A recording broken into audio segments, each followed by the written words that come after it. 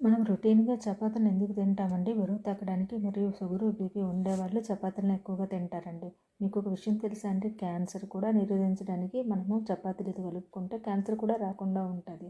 మరియు viral infections కూడా రాకుండా ఉంటాయి. అంతేకాకుండా జీర్ణశక్తి కూడా పెరుగుతుంది. దేన్ని కలపాలి అంటే నల్లజీర. నల్లజీర యొక్క విలువ ఎవరికీ తెలియదండి. దీనికి డైజెషన్ ఇంప్రూవ్ చేస్తుందండి. మనం గోధుమ పిండిని తీసుకొని దాన్ని యాజ్ ఇట్ ఈజ్ మనము ముద్దను కలుపుకొని చపాతీలా చేసుకుంటామండి. తర్వాత అయితే కనుక నల్లజీరను వేసేసి ట్రయాంగిల్ షేప్‌లోను మనము కానీ ఏదో వేరే షేప్‌లో ఫోల్డ్ చేసి మళ్ళీ చపాతీ కాల్చుకోవాలి. కాకపోతే దాన్ని పుల్కాలా చేయడానికి కావదండి. ఆయిల్ వేసుకొని చపాతీలు చేసుకోవాలండి.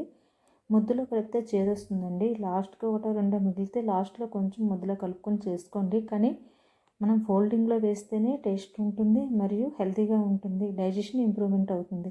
దీన్ని ట్రై చేయండి, చాలా బాగుంటుంది.